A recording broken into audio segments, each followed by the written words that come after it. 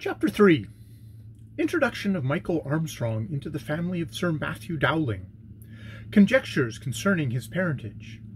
A confabulation between Sir Matthew and Mr. Joseph Parsons. When Mr. Macnab and his little companion entered the kitchen, in their way to the servants' hall, to which place of honour the wondering Scotchman remembered he had been commanded to conduct his charge, the first person they encountered was Mr. Simpkins, the butler, who some accidental wish or want had led to enter a region but rarely honoured by the sunshine of his presence. "Good morning, Mr. Macnab. What? Empty-handed? I'm afraid you have forgotten the little basket of peaches I desired to have, and upon my word, sir, if you leave it much longer, I shall not consider them worth presenting to the lady for whom I desired to have them. Be pleased to recollect, good Mr. Swanee, that when every garden wall is hung with ripe fruit, a bottle of comfort will be rather too high a price for a dozen." "Your discourse, Mr. Simpkins, is neither civil nor discreet in any way," replied the offended North Briton. "My word, sir, it is good as the bank, either in England or in Scotland, and it is beneath a gentleman, to say nothing of your rank as a butler, Mr. Simpkin, to suspect that I should forget it." "Well, well, the sooner the better, that's all. But who in God's name have you got here?" "That is more than I am able to tell you, sir," replied Macnab. "All I know about him is a mystery, sir.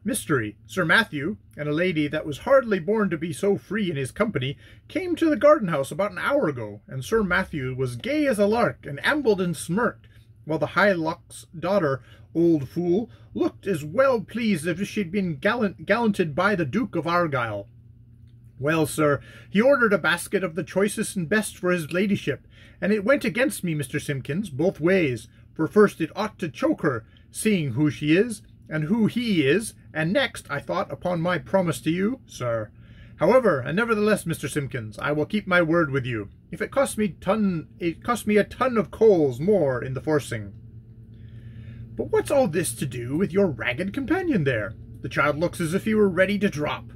I bet a bottle you caught him thieving in the fruit garden." The boy's colour rose on hearing these words. He spoke not, however, but his large eyes were turned up to the face of his companion, and the fingers of his little hand pressed the hard palm that held them, almost convulsively.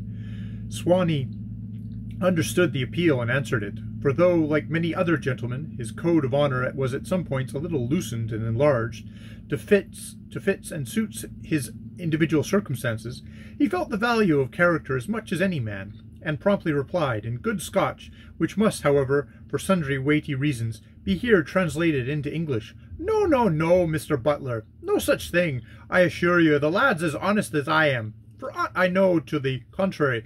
But to make a short story of a long one, my lady walked up off the lane after borrowing a shawl from my wife, and your master with her, Mr. Simpkins. Who but he? Well, I had picked the fruit, packed it, and delivered it over to my lady's man, and was just set down again to my seed-picking, when I heard Sir Matthew's big voice again halloing me, and when I came out, there stood the ill-sorted pair, arm in arm together, as before, and this ragged chap beside him." "Well, and what then?" ejaculated the portly butler impatiently. "What a long-winded man you are, Macnab." "Hoot, man!" retorted Macnab. "If you want the story, you must find the patience to hear it. Take this boy to the servants' hall," said Sir Matthew, quite upon the strut, "and order a supper and a bed for him." "To the servants' hall?" repeated the indignant man of bottles, measuring the little fellow from head to foot with an eye, which, notwithstanding it was small and bloodshot, was eloquent of scorn. "To the servants' hall? Sir Matthew will inflict his own company upon us next, I suppose. Why, look at the cotton fluff mixed with his hair. He is neither more nor less than a factory boy." "To be sure he is," replied the gardener, shrugging his shoulders. "But it's no fault of mine, Mr. Simpkins. To the servants' hall I must take him, right or wrong. Come along, boy." "Stop one moment, if you please, Macnab. Let me step to Mrs. Thompson's room, and speak one word to her about it. Sit down, will you, for one moment." And away hurried Mr. Simpkins, scattering dismay as he traversed the passages, by uttering as he passed along to footmen and housemaids, Abigail and page, "Go to the kitchen. Do, in God's name, go and see the company Sir Matthew has been ordering into the servants' hall." and away they flew, one after another, eager to see the wonder, so but that by the time Mr. Simpkins himself returned to the kitchen, marshalling the housekeeper before him, at least a half-dozen servants had assembled there, all of whom were gazing at little Michael very much as if he had been caught in a forest and conveyed thither to gratify their desire of studying natural history. "Who is that dirty little boy?" said the magnificent Mrs. Thompson, advancing to the spot where the gardener was seated with his frightened charge standing beside him, and all the lookers on making way for her as she passed. "It's a factory boy sent here by Sir Matthew, Miss Thompson," replied Macnab, while forestalling, it may be, the storm likely to follow the intelligence. He seemed to settle himself in the armchair to enjoy the fun, or abide the tempest. But he was, as it should seem, mistaken as to Mrs. Thompson's feelings, for that lady, though usually considered by the subordinates as somewhat warm in temper, appeared on this occasion to be as mild as a lamb. "A factory boy, certainly," she replied with dignity that was peculiar to her. "Nobody is likely to doubt that, Mr. Macnab. One might know his calling from a half-mile's distance. The vulgar factory itself, with its millions of windows, is not more easily known than the things that crawl out of it, with their millions of cotton specks. That is not the main point of the question, Mr. Macnab. It is not what the boy is, but who he is, and for what reason anyone has dared to say that he was to sup in the servants' hall." "Oh, dear me, madam," replied the gardener, endeavouring to look grave. That wasn't one half of it. To you, madam, it's my duty to repeat Sir Matthew's words exact, and this is what he said. Macnab, or Mr. Macnab, for he calls me both at times, take this little boy, says he, into the servants' hall, and tell everybody there to take care of him. Everybody to take care of him. That was it, Mr. Thompson, word for word, and then he went on, he is to have a bed, says he, made up on purpose for him, and he is to be waited upon with supper and breakfast, and a great deal more that Mr. Parsons is to make known tomorrow. But you have not heard all yet, ma'am, continued Macnab, raising his voice on perceiving that the stately housekeeper was putting herself in an act to speak. Sir Matthew went on, raising his arm like one of his own steam engines. Observe, Mr. Macnab, says he, and take care that all the servants, little and great, know that this boy is to be the object of the greatest benevolence. That is something new for you, Mrs. Thompson, isn't it? Sir Matthew may settle about his benevolence with himself when he is in his own pew at church, replied Mrs. Thompson with a very satirical sort of smile. But certainly it shall not be brought to dirty my premises. So let me hear no more about it, gardener, if you please. And with these words she turned haughtily away. But, ma'am, Miss Thompson, you had better stop, if you please, for I must, and if that's your answer, I must tell Sir Matthew of it. If Mr. Macnab had been a blacksmith instead of a gardener, he might have been less surprised at the phenomenon which followed these words, for he would have known that white heat is stronger than red heat, though it does not look so fierce. He had fancied the housekeeper particularly calm and placable about on this occasion, because, forsooth, she looked rather pale than red when she entered the kitchen, but no sooner had he uttered this threat of reporting her words to Sir Matthew than the fact of her being in an exceedingly terrible rage became evident. Notwithstanding the usual dignified gentility of her manner, on which, indeed, when more self-possessed, she greatly prided herself, she clenched her fists, raised her arms on high, and from one of the most imposing housekeepers in the British dominions, suddenly assumed the aspect of inspired fury. "Tell? You, Sir Matthew? Blackguard! Scoundrel! Base-born spinning spider! I that have lived with the Duke of Clarendon!" "'Tis but too bad, that's the fact," exclaimed my Lady Dowling's own footman, who always sided with the principal person in company, which gave him very much the air of being a superior person himself. "If I was Miss Thompson's, I'd throw my salary in the vulgar fellow's face before I'd bear to have a factory boy pushed into my company." "And so will I, Mr. Jennings. You may depend on it," replied the incensed Prime Ministress, somewhat softened. "So now, Macnab, you may take yourself off, and leave the brat in the kitchen, or take him away with you, as you like best. I have done my share of the benevolent job, and so will wish you a good night, Mrs. Thompson, and whether this little fellow eats his supper and breakfast in the kitchen or hall, it will be much the same to him, I fancy." So saying, the gardener rose, and giving a sort of general nod to the company, left the kitchen. Considering that there had been nothing very affectionate in the nature of the intercourse which had taken place between them, it was rather singular that little Michael should feel as sorry as he did at the departure of Mr. Macnab. But he did feel sorry, and when the door shut after him, he turned away and hid his face with his uplifted arm. Pride of place and elevation of character, having been in considerable degree satisfied by Mrs. Thompson's energetic expression of her feelings, something like curiosity awoke within her to learn what the circumstances had been which had induced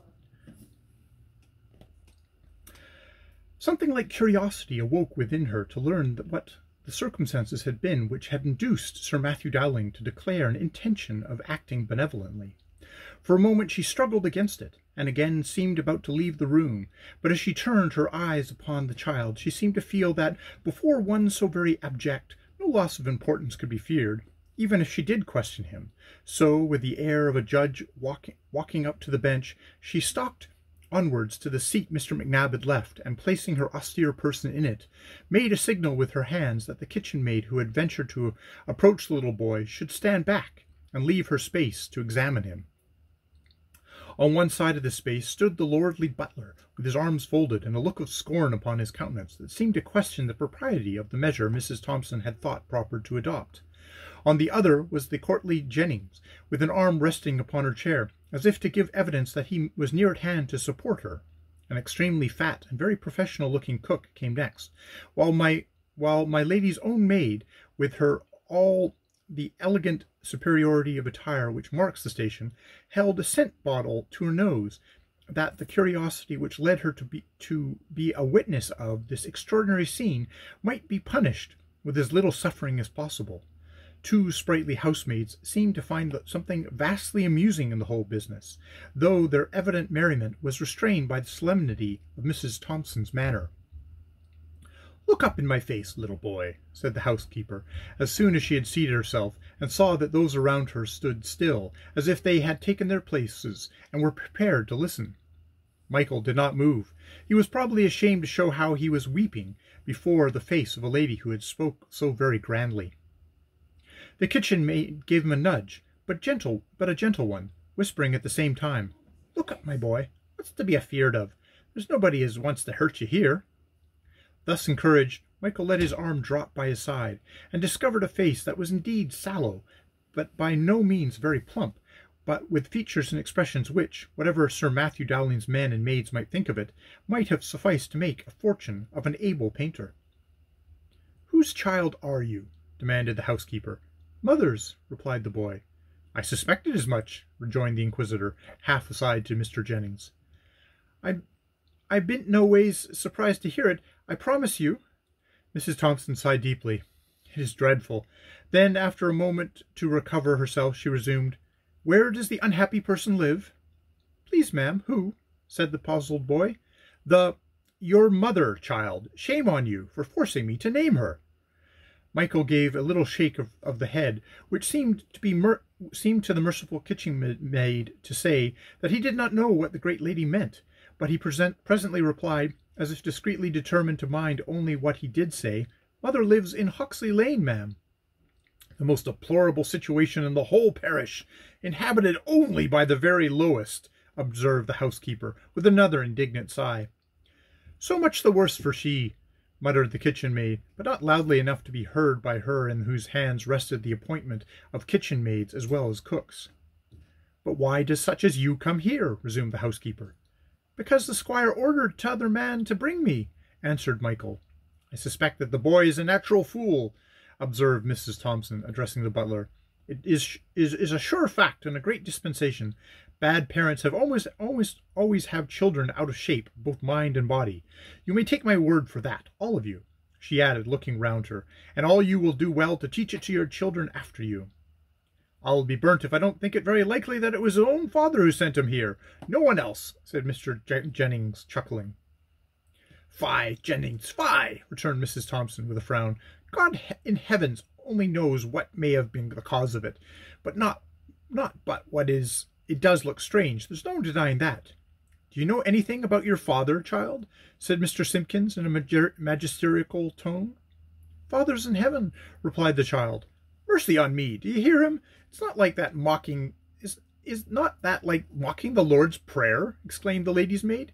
"No, it's not," said Michael, with a flash of youthful indignation rushing into his face. "My father is in heaven, along with God." "I dare say he means that his father is dead," observed the butler, with an air of great sagacity. "And if what has been jealous at is correct," he added, winking his eye at Mr. Jennings, "it is very natural that he should have been told to say so." "That's very true," said the housekeeper, "and it may be, certainly, that the child knows nothing about it, whatever, either one way or the other. Indeed, I think it's a good deal the most likely that he does not. But anyhow, it is very shocking business, and as far as I'm concerned, I'll neither make nor meddle in the matter. Of course, the men servants may do just as they like about taking notice of him, for here he is, and here he will bide, I dare say, but I recommend the maids to follow my example, and not to injure their characters nor corrupt their morals by having anything to do with the offspring of... It is more decent not to finish what I was going to say for your goods, young women. And luckily it is that there is no need. You must all understand me without it." Mrs. Thompson then rose from her chair, and turning her eyes, and indeed her head, aside, to prevent herself from again seeing Michael, she walked with a degree of stateliness and majesty that few housekeepers ever attained, through the kitchen, along the passage, across the servants' hall, and into the sacred shelter of her own parlour, where she gave way to emotions which rendered a glass of Prime Minister London Madeira absolutely necessary. Meanwhile, Michael remained in no very happy condition in the kitchen. He was very tired, very sleepy, very thirsty, very much longing to see his mother and brother, and very greatly puzzled as to himself. But though accounted to be a brave little fellow for his age, he could not muster courage enough to ask any questions of those around him, and if he had, it would have been to no avail, for the very moment Mrs. Thompson was out of sight, so many of the servants began talking together that no sounds his voice could produce would have been heard. Jokes and jibes about Sir Matthew, mingled with ridiculous anecdotes and very cordial abuse of him and all his race, furnished the first subject, and filled the first chorus. Then followed some fatuous observations from Mr. Jennings concerning Mrs. Thompson and a few of her peculiarities, and it was in the midst of the giggling which these occasioned that the kitchen maid ventured to say, "Well, now, you're all so keen and so clever about her, I wonder that it don't come into your heads to find out what she spoke just like an old fool and no better when she invented all that rigmarole about the boy. Master might be just the devil you say he is, and 10 times worser too, for anything I know about him, but the worser he is, the farther I'll be, if I were such a mighty good gentleman as she thinks herself, from giving such a bad father out of my own invention to anybody, whether they comed out of a factory or not." "I do think Molly's right," said one of the housemaids. "What business has the old frump to find a father for him? Nobody asked her." "That may be very true, Rebecca," observed the lady's maid, shaking her head very gravely. "I know very well enough that Mrs. Thompson does not always wait for right and reason before she speaks, but that makes no difference as to our having any familiarity with this dirty little boy, for it certainly does appear plain enough that his mother is very little better than she ought to be." "Lord bless us! How much better be you than you ought to be, I should like to know," said the fat cook, who had her own reasons for not being at all partial to Mrs. Whittington, her ladyship's waiting maid. "I? You miserable lump of kitchen stuff! That no man in his senses would ever deign to look upon twice. Do you dare say that I'm no better than I ought to be?" Now the cook was an Irishwoman, and though she had famous black eyes and teeth like an elephant, her principal claim to the coveted attention of the other sex, setting aside the attractions which it is but fair to presume her profession gave her, arose from the steady, ready sauciness of her tongue, which, in a brogue as strong as that of the Scotch gardener, and equally dangerous for the untaught to meddle with, was wont to rattle about her right and left, sometimes scolding, but oftener making sport of all who crossed her humour. Now this virtuous outbreak of Mrs. Whittington was too fair an opportunity to be lost, and accordingly, putting on as demure a look as her wicked eyes would let her, she replied, You'd be better than you ought to be you? Well now, That's trouble for your consciousness, isn't it? Is there nobody that as can help her out of it? Think of what it is, gentlemen, to be so burdened. She, poor soul, unable to confess up to a priest, she being a heretic. Oh, she's better than she ought to be, and you've her own words for it too, and that's the reason you see why she's obliged, whether she will or no, to turn her back on this poor little fellow just because he's fatherless. Isn't that a sore strait for a young lady's consciousness? Praise and glory to the Holy Virgin for the company of saints, now and forever more, that I bean't one bit better than I ought to be, and I hope you bean't neither, Molly. And so just run to the larder, will you, girl, and bring out something for supper, fit for a hungry little boy, that haven't had the misfortune to be so burdened in a mind as pretty as Mrs. Whittington. Oh, the poor soul, she's better than she ought to be. Molly, the kitchen maid, did not wait for a second order, and if a capital dish of cold cutlets could have set little Michael's heart at rest, he might have been a very happy little fellow. But, in truth, he was longing for his own porridge by his own mother's bedside, and except from the relief afforded by a copious draught of milk, he went to bed prepared for him by his friend, the kitchen maid, so little elated in spirit and so thankful for the extraordinary change which had befallen him, that, had his noble patroness been aware of it, she would, beyond all doubt, have punished his ingratitude by requesting Sir Matthew to turn him out of doors again, and, moreover, have for ever abandoned the generous idea of supporting his young head, as she poetically expressed it, with a halo of immortality, by means of getting Mr. Osmond Norval to relate his adventures in verse. Sir Matthew Dowling went to his bed also, hardly pleased with what had occurred than little Michael, but there was this little difference between them. Little Michael said his prayers, which the great Sir Matthew did not, but, on the contrary, spent his last waking moments in cursing, with great fervour of spirit, the folly of the hideous old maid who had entailed such a detestable burden upon him, the result of which, as a peace offering to the whole body of operatives, was at any rate but problematical. Nevertheless, when he awoke the next morning with his head quite cool, he felt disposed to think more of the hint given him by his friend and favourite Dr. Crockley, and less of the inconvenience of having a few pounds to pay out of hundreds of thousands for a job which, if well managed, might help perhaps to avert a monstrous deal of mischief. With these rational thoughts working strongly in his ever-active brain, he rang his bell and ordered that Joseph Parsons, his principal overlooker, should be sent for instantly and shown into his study. A short half-hour brought the master and man to tete-a-tete in the snug little apartment described in the first chapter. "Good morning, Parsons," said Sir Matthew. The overlooker bowed his head respectively. "Have you heard anything of this meeting at the Weaver's Arms, Parsons?" inquired Sir Matthew. "As much as a man was likely to hear, Sir Matthew, who, as you will easily believe, is not intended to hear anything," replied the confidential servant. "And how much was that, Parsons? Sit down, Parsons, sit down. Let's hear all about it." I was a-coming, sir, if you hadn't sent for me," rejoined the overlooker, "for, to say the truth, my mind misgives me that there's mischief brewing." "I've heard as much," said the master, "but it can hardly have gone very far yet, if such sharp-sighted fellow as you only suspect." "That's true, sir," said the man with a grim smile in acknowledgment of the compliment, "and I've not been idle, I promise you, but all I know for certain is, that the people, old and young, our own people, I mean, have, one and all, taken dudgeon about that girl Stephens that died the week before last, just after leaving the mill. She had been at work all day in the spinning mill, and who was to guess that she was that low? It was a damned stupid thing, though, Parsons, to have a girl go on working, and not know whether she was dying or not." "And how is one to know, sir? I defy any man to find out what with their tricks and what with their real faintings." You won't tell me, Parsons, that if you set your wits to work you can't tell whether they are shamming or not?"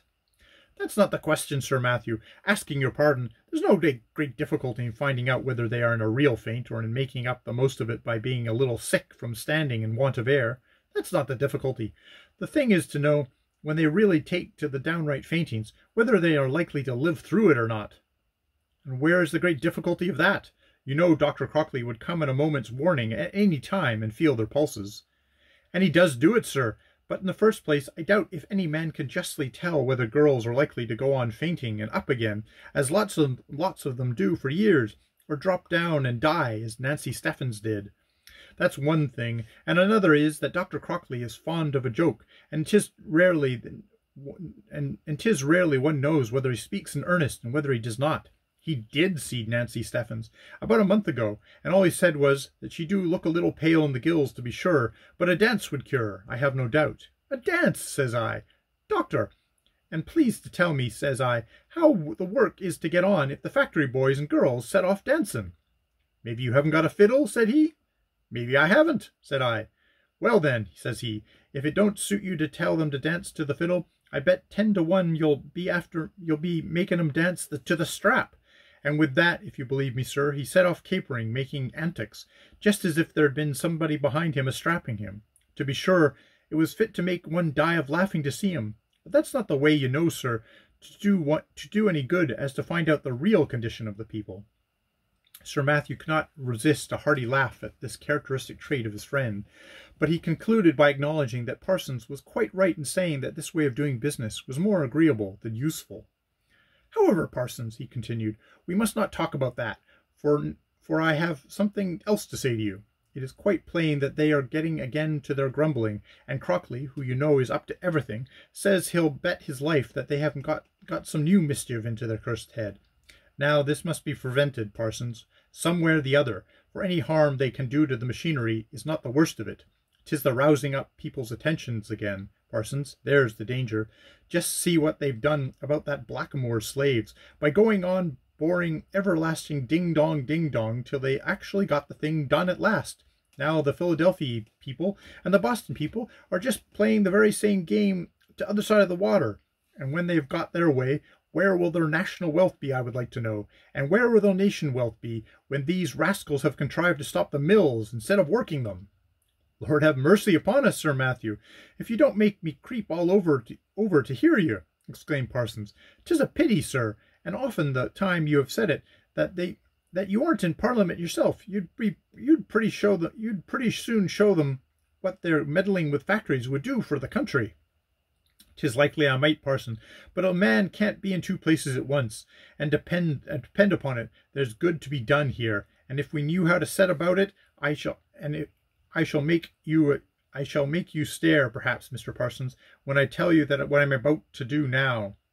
It came into my head by accident at first, but if I don't greatly mistake, I'll make a capital thing of it before I have done.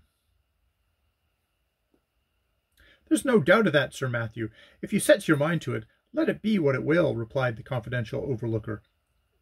And if it isn't a secret, sir, I should like uncommon much to hear about it. No, it's no secret, Parsons. Anything in the world but that, replied Sir Matthew, laughing. What you should say now, Mr. Superintendent, what should you say now, Mr. Superintendent, to my taking a dirty little dog of a piecer out of the factory into my own house, and dressing him, and feeding him, and lodging him, all for the love of pure benevolence and little boys? I don't quite understand you, sir, replied Mr. Joseph Parsons, looking very grave. No, I dare say you don't, but I think I do, Mr. Parsons, and there's more the purpose. Trust me, man, it will do good if it's only by giving the people something to talk of just now, besides this confounded girl's death. And now, my good fellow, tell me all you know of a boy called Mchl Armstrong, for he, you must understand, is the hero of my tale. That's the boy, is it? Then that's why the chap didn't come to work this morning, replied Mr. Parsons. I know him well enough, Sir Matthew, in course, for he's going on for 8 or 9, and he's come into the factory just about 5. What sort of a boy is he, Parsons? Nothing very particular, Sir Matthew, unless it is because of the unaccountable fuss he makes about his elder brother, who is but a poor, rickety, shrivelly sort of child. For some reason or other, his bones never seem to come rightly straight, and this Mike makes a great fuss about him, as if he was his grandmother. Are the parents living? Inquired Sir Matthew. The mother is. She is a bedridden woman, and ought to be in the workhouse, but she's uppish and can't abide it, so she lies abed, doing plain work and that, and the boys, two boys' wage maintains him. But I did hear t'other day she has given in, and was a-begging to go into the house and take the eldest boy with her. These creatures never know what they would be at, I suspect. Howsomever, she's got hold of the notion that because he's so cripply, he's been to work no more. but I shall take care to see Mchl, the parish overseer, about it. It is altogether a trick that what won't answer. His fingers is just able to handle the reels and thread the needle as it ever was, and, in course, a little dwarf like him, with his legs like crooked drumsticks, can't look for any but the youngest wages, so after that, he's one of them that answers best." "No, Parsons, no!" ejaculated Sir Matthew with sudden energy. "That woman must not go into the workhouse. The whole thing shall be got up, I tell you, in the best possible style. What do you say now to getting the woman arrested for debt, or having all her things sold? We just stepping in at the very nick of time to save her from destruction." There was something so truly comic in the expression of the knight's countenance as he said this, that even the saturnine Mr. Parsons could not help laughing. "If the born devils don't sing your praises through the country, sir," said he, as soon as he had recovered his gravity, "why, we must find some other way to go to work with them. Now be off, Parsons, and contrive some clever scheme or other to throw the unhappy family into a quandary." "I understand," said Parsons, nodding his head, and so parted the master and the man.